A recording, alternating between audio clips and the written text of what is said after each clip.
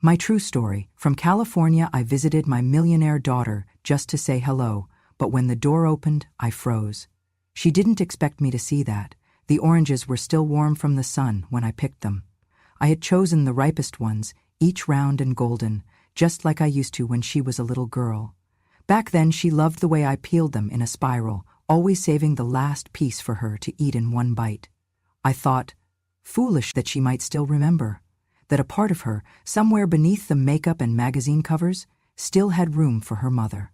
Her house was massive, $10 million of white stone and glass, with a gate that buzzed before it opened. I had to walk up the driveway slowly, gripping the bag of oranges, afraid the security camera would flash red and deny me entry. But it did not. Not that day. I rang the bell. I waited, and when the door opened, I froze. She looked like a painting. Not my daughter, no, not the girl I raised on food stamps and bedtime stories, but someone else entirely. She wore a white blazer, perfectly tailored. Her lips were painted a shade of crimson that made her look like she had never known hunger. Her eyes, my eyes, looked at me with a fear so quick it passed in a blink, replaced instantly by something sharper. Contempt. "What are you doing here?" she hissed, her voice low, urgent, panicked. "Why didn't you call first? You can't be here." I opened my mouth to answer, but she did not give me the chance. Her tone sliced through me before I could even offer the oranges. "Are you trying to ruin my career?" she snapped. "Do you know who I'm meeting today? The press is inside, investors, people who think I came from nothing, people who believe my mother died when I was 6. I stared at her. "What?" She crossed her arms. "Do not look at me like that. You know what this is. You're not part of my story anymore. You're a liability." A liability. That was the word she used. Not mother, not visitor, not even mistake. A liability. Then she leaned in, her voice trembling, not with sadness, but with rage. "Do not call me your daughter. I am the product of drive, of ambition. You were a biological accident I clawed my way out of." I did not drop the bag. Not yet. My hands were steady, weathered by years of scrubbing hospital floors and planting vegetables no one else wanted. I stood there, quiet, holding on to the only offering I had brought. That was when she shoved me. I had not expected it, not from her, not in front of that pristine entryway, but she pushed me, hard, her palm flat against my shoulder, like swatting away a ghost that had overstayed its welcome. I fell backward, stumbled down the smooth stone steps, and landed hard on the edge of the walkway. The bag of oranges tore open. They spilled across the ground, bouncing one by one down the slope. Some rolled into the street. Others cracked open, their juice darkening the concrete. She did not move to help me. Instead, she glanced back over her shoulder, worried not about me, but about whether anyone inside had seen. I looked up. My elbow ached. My knees throbbed from the fall. But I looked up, and I saw her face, calculated, cold. Then she gave a small, dismissive laugh, like I was some inconvenient insect. And with that, she slammed the door shut. Behind that door, I heard it, the return of her voice, bright and cheerful now, as if nothing had happened. The laugh she gave the press, the polite compliments, the clinking of champagne glasses. Across the street, an old neighbor peeked through the blinds. She paused there, uncertain, watching me from behind the glass. Maybe she remembered me. Maybe she just saw a woman too old and too bruised to be standing alone. I stood up slowly. My hip would be sore later. I gathered the torn paper bag, ignoring the fruit. Let it rot here, I thought. Let her watch it from the windows and wonder if it smelled of memory. I did not knock again. I did not scream. I did not cry. But I walked away knowing one thing. That woman behind the door was not my daughter. She was something else, and I had just met her for the first time.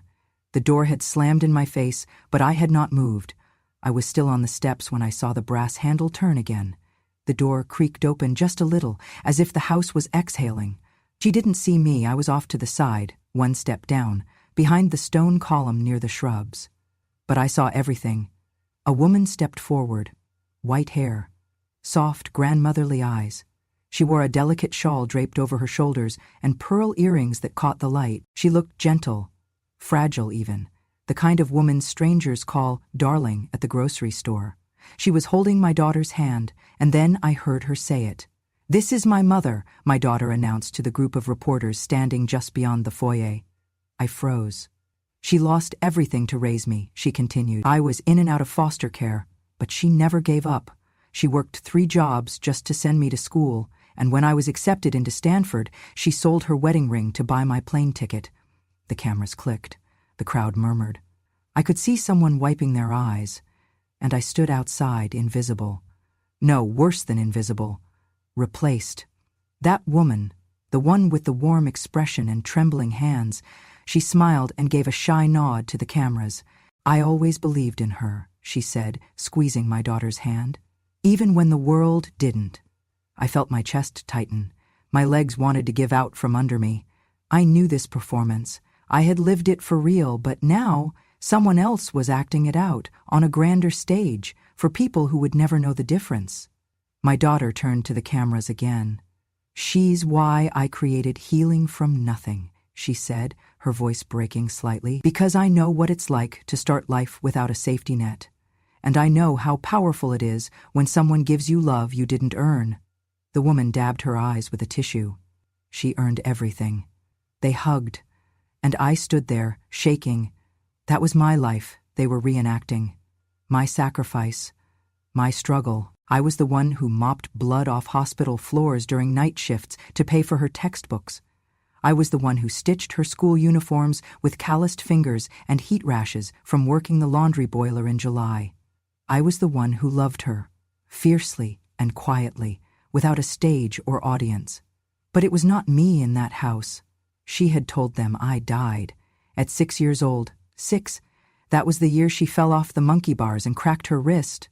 I slept in the hospital chair 2 nights in a row because she was afraid of being alone. I still remember how she cried when they cut her favorite sleeve to make room for the cast. I promised I would sew her a new one, and I did. But none of that mattered now. She had rewritten history and killed me in the process. And worst of all, she had replaced me with a better version, a gentler face, a softer voice, a more camera-friendly kind of love, someone who could say all the right things without the rawness, someone who never had to yell at her to study, or cry in the bathroom when the rent check bounced, or slap her own hand for scraping leftovers off hospital trays just to feed her kid. That woman didn't earn the right to be called mother, but she got it anyway. And I who carried that girl inside me for 9 months, who tore my body apart to bring her into this world, I was edited out of the story like a typo. I backed away slowly before the door shut again. I did not want them to see me, not her, not the photographers, not that actress pretending to be what I am. She would not have the decency to look ashamed. I walked back to the sidewalk. My legs shook. My palms stung from the fall earlier, but I barely felt it. Inside that house, they poured wine and clinked glasses. My daughter had the world believing she rose from ashes. But those ashes? They were me. I did not go home right away. I wandered. I sat at a bus stop with the broken plastic bench and watched strangers rush past. Mothers tugging their kids' backpacks, grandmothers helping toddlers with shoelaces. Life, all around me, as if I were the one who had died. When I finally returned to my little house, I turned on the television. There she was again, my daughter. On a morning talk show, sitting on a white couch next to that same woman. The screen read, "From foster care to fortune, the power of a mother's love." The host leaned forward, hands clasped. "So your mother returned after all these years?" My daughter nodded solemnly. "She found me just before I gave up hope.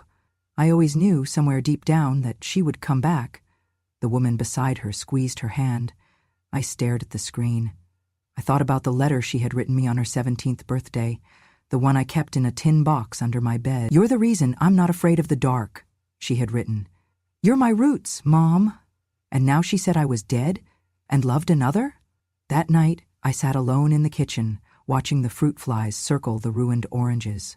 I had brought them as a peace offering, a memory, a mother's gesture. But now I understood. She did not want peace. She wanted profit.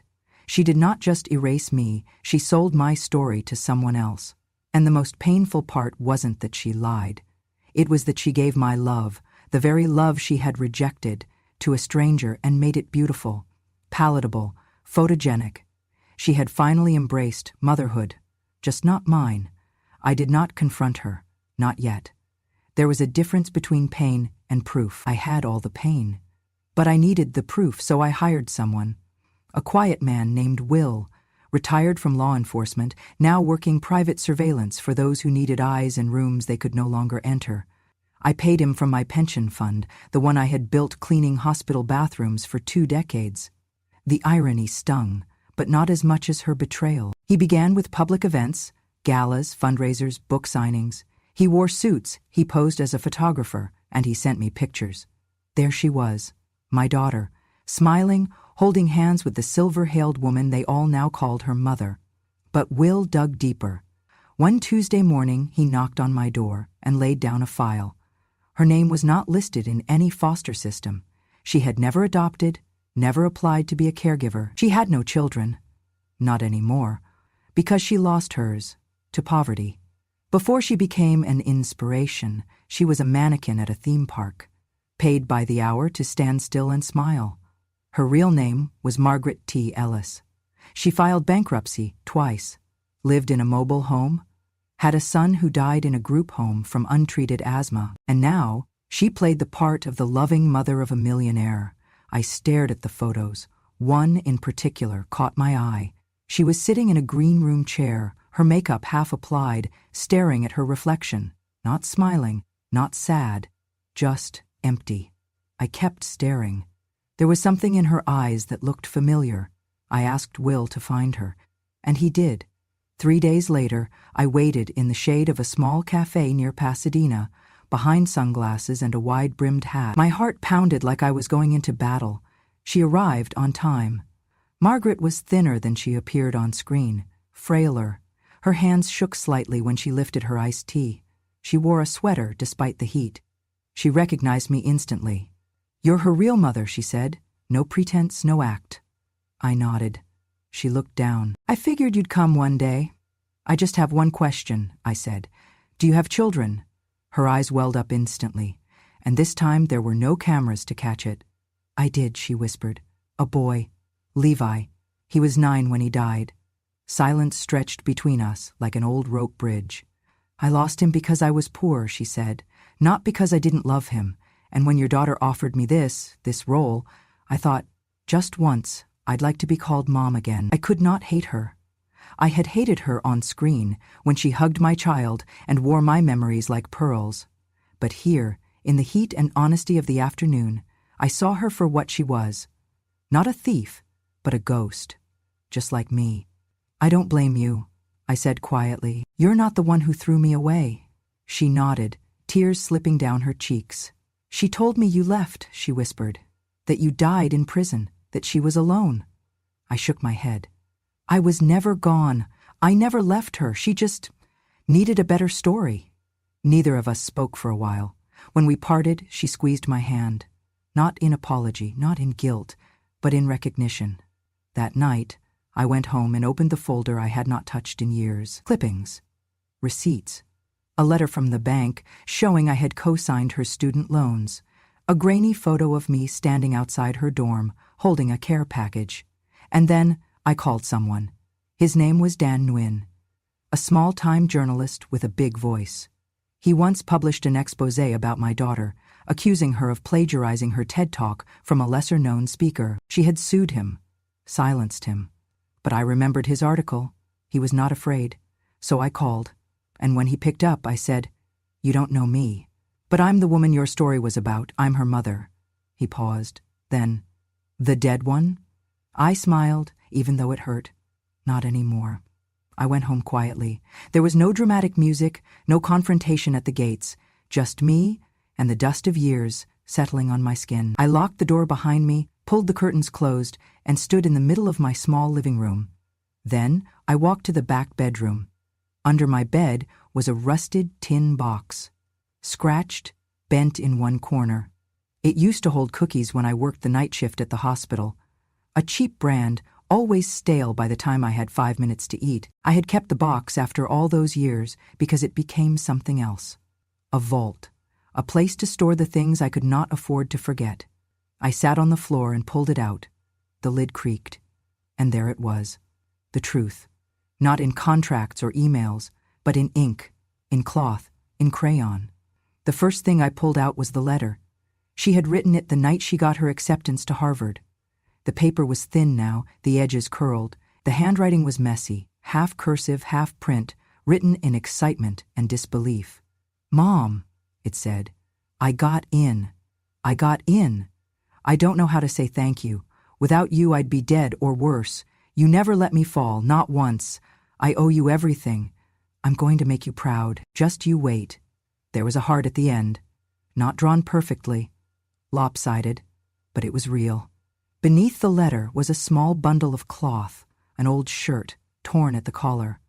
It was the same faded blue I remembered, my work uniform from the county hospital, the one I wore the night she was admitted for pneumonia.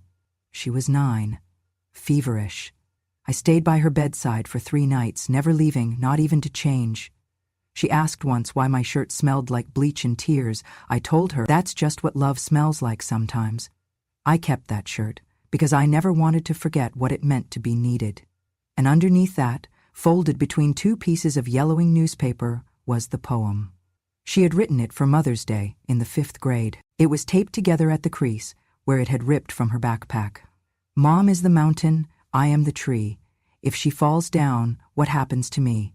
I remember crying when she gave it to me, not just because it was sweet, but because it was the first time I thought she saw me, not as a worker, not as a tired woman with holes in her socks, but as her mother, her mountain. I laid the poem on the table, smoothed out the letter, placed the cloth beside it.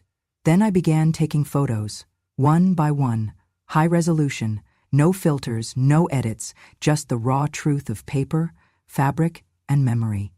I did not cry, not now. I had already shed those tears long ago, when I still thought love was enough to protect me from being forgotten. Now, I had something stronger than grief. I had proof. I opened my laptop. I searched for every company listed as a sponsor on her website, every investor who publicly supported her foundation, every brand ambassador who used her name in campaigns about overcoming. I wrote the same short message to each one, attached the files, labeled every image, and then I added one line at the bottom.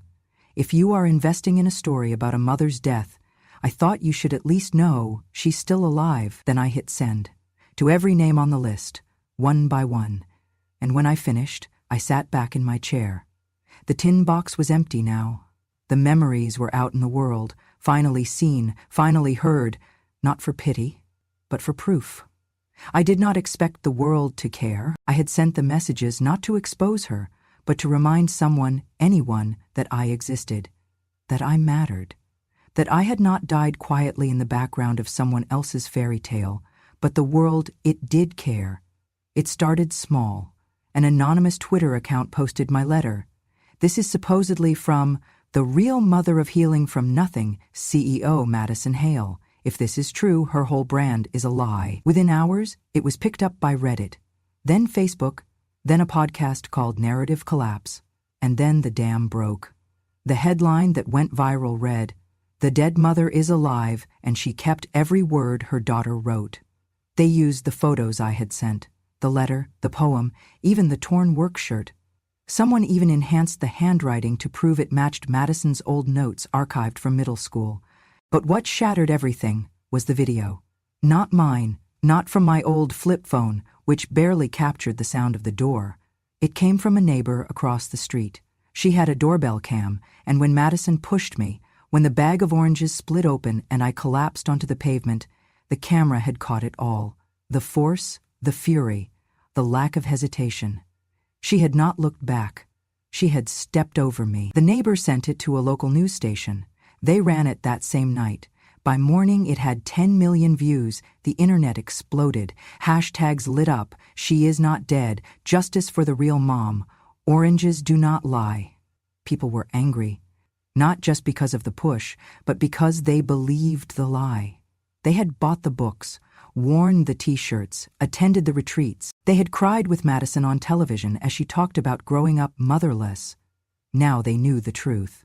And the market reacted. Her company's stock fell 63% in 1 week. Major sponsors pulled out, beauty brands, wellness chains, a luxury yoga equipment company. Public relations firms issued statements distancing themselves from fabricated narratives of familial loss. Comment sections were savage. If this is how she treats her real mother, what kind of healing is she selling? She replaced her mom like a prop. Disgusting. I believed in her. I feel duped. I threw out her memoir. It was built on a corpse she invented. Every time I opened my inbox, there were more screenshots. Friends, strangers, women who had followed her for years, now forwarding apologies, written not to me, but for me, and yet Madison said nothing. No apology, no statement. She did not reach out, not even through a lawyer or assistant. Instead, she disappeared from public view. Then she reemerged in a crisis control tour, on PR podcasts, investor calls, closed-room damage control Zooms. She blamed miscommunication.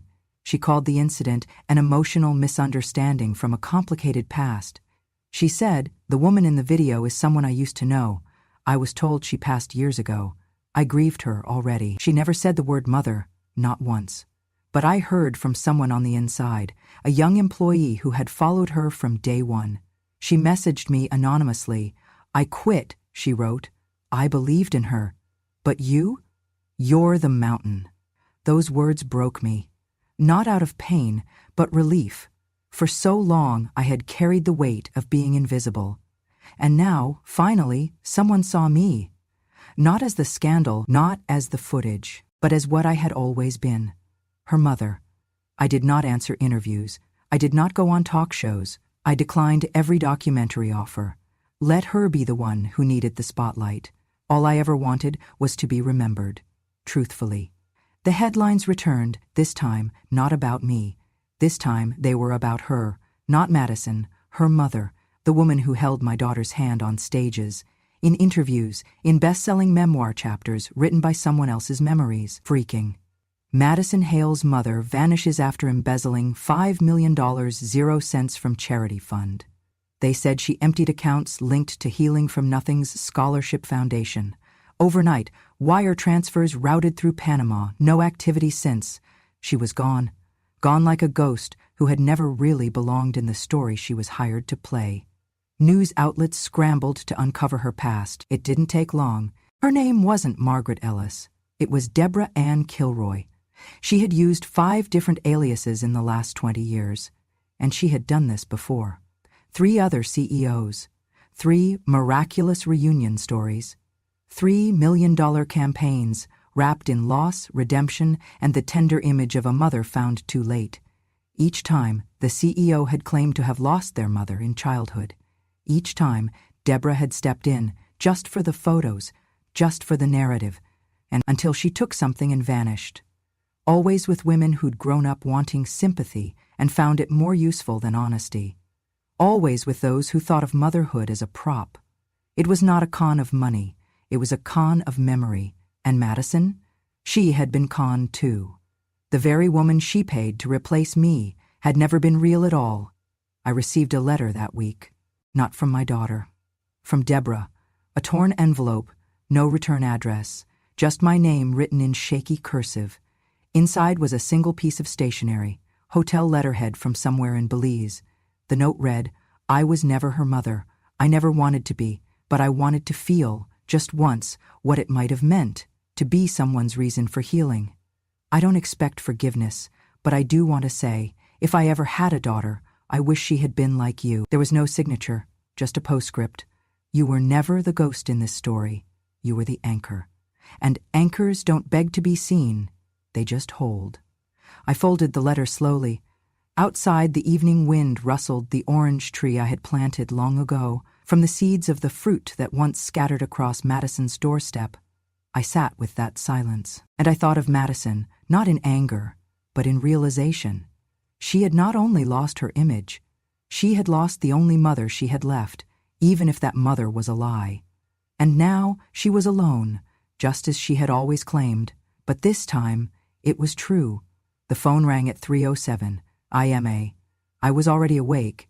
At my age, sleep visits like a neighbor with no fixed schedule. I had been staring at the ceiling, listening to the wind whisper through the cracks in the window frame when the sound cut through the silence. I did not recognize the number, but I knew who it was. I answered. No words at first, just shallow breathing. Hesitation, then, "Mom?" Her voice. Hollow, small, the voice of a child, not a millionaire, not a brand, not a CEO, just a scared girl dialing into the dark. "I know it's late," she whispered. "I know I don't deserve to call, but I didn't know who else to reach out to." I said nothing. "I'm being sued," she continued. "The board's pulling out. The IRS is digging through everything. I need to pay off damages or they'll freeze my accounts." Silence again. Then, almost too quiet to hear, "Mom, they say you have money." She said it like a question, as if unsure whether I, the woman she shoved to the ground, had the power to lift her up. She was right. About the money. In 1995, I had bought a piece of land along the California coast. Back then, no one cared for that part of the shoreline, too rocky, too remote. But I planted citrus trees, sold a few plots quietly, invested what I could into trusts and mutuals, all under a different name, not out of secrecy, but survival.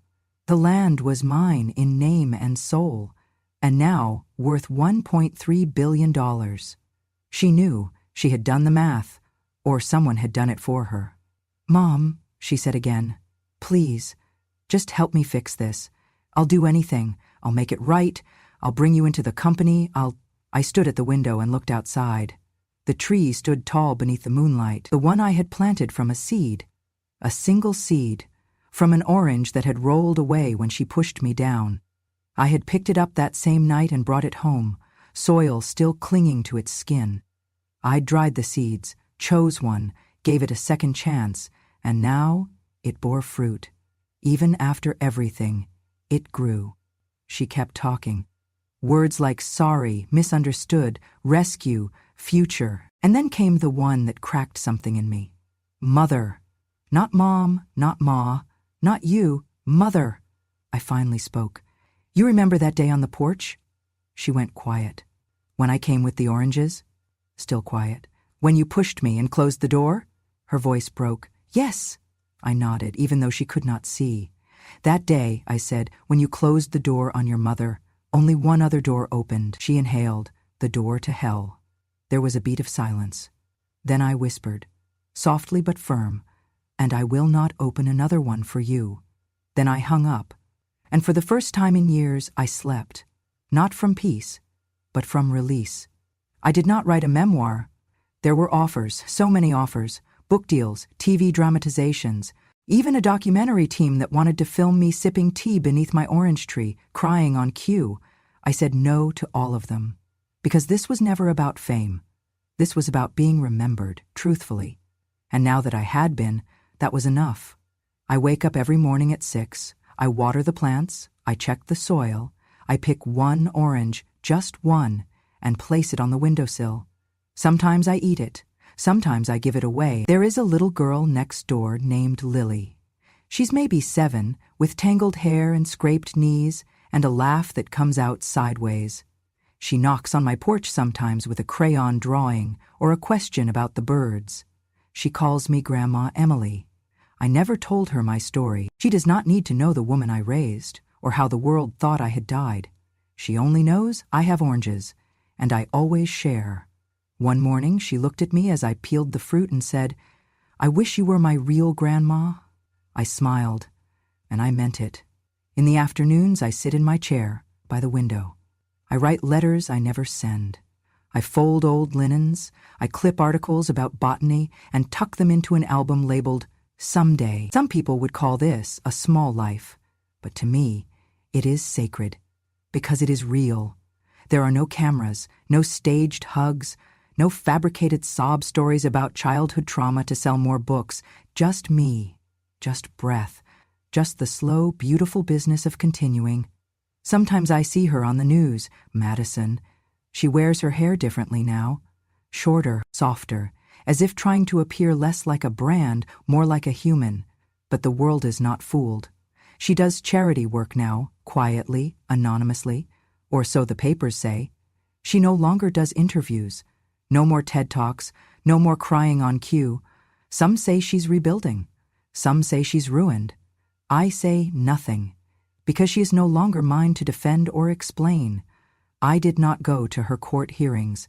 I did not read her statements. I did not take satisfaction in her downfall, because revenge was never my goal. My goal was survival, and I have survived, longer than the story allowed, longer than she thought I would, longer than the silence meant for me. My name is not printed in textbooks. No one writes think pieces about the woman behind the scandal. But sometimes someone knocks on my door. Not journalists, not producers, just people. A woman who says, I lost my mom too, except she's still alive, she just forgot I mattered. A nurse who says, I read your letter to the investors, I cried. A man who brings me oranges from his own tree and says, I planted this because of your story. And each time I smile, because I am still here. The world tried to erase me. My own daughter tried to rewrite me, but I am still here, living, breathing, growing, like the tree outside my window, born from a seed that fell from a bag that was ripped from my hands when she pushed me. It grew anyway, and so did I. This story was never about revenge. It is about roots, the kind they try to forget, the kind that keep holding long after you've been cut off. And so I say this, not to the world, but to the quiet. You don't have to be remembered to be real. You don't have to be seen to still hold someone's sky. You don't need a name on a book jacket to matter, because a mother, a real mother, never truly disappears.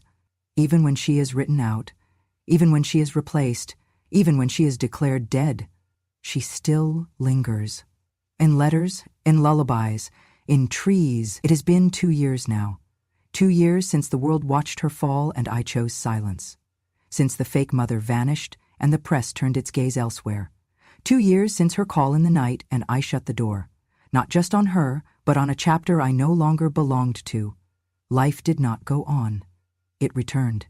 Some mornings I wake before dawn, not because I cannot sleep, but because I want to honor the ritual I created. I step into the backyard and inspect the orange tree under the soft glow of streetlights. Every leaf, every blossom tells a story of endurance. Some branches still bear fruit, others don't, but I see potential everywhere. The house is smaller than the one she built. The walls are painted a calm dove gray.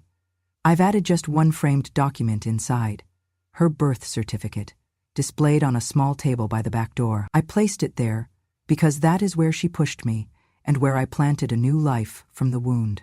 I named the tree Hope in my head. I didn't name it out loud. That would feel like jinxing something precious. On weekdays, I walk down the block to the community center.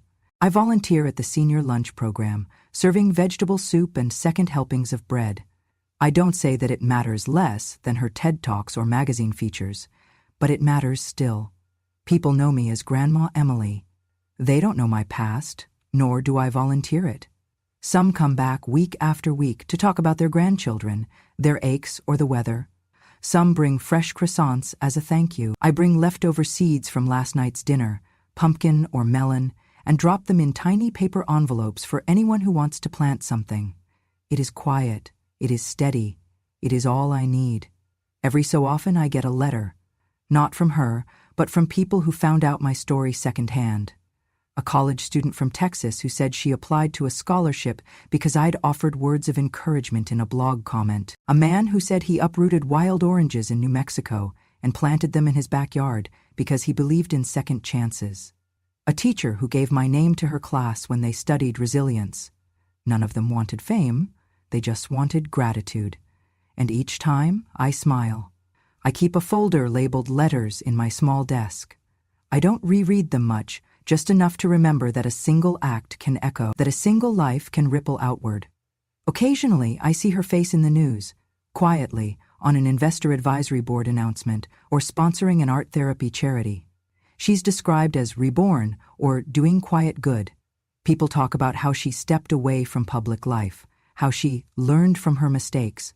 One profile referred to her mother's blessing, though not by name. I don't look at those articles for long. It's not resentment I feel, it's calm, because some stories aren't meant for public broadcast. Some truths take 2 years and a small seed to fully bloom. One day, standing at the sink washing dishes, I noticed the orange tree's shadow stretch across the kitchen window in the afternoon light. I paused, dish in hand, and thought, it's still growing. Later that evening, I heard a knock.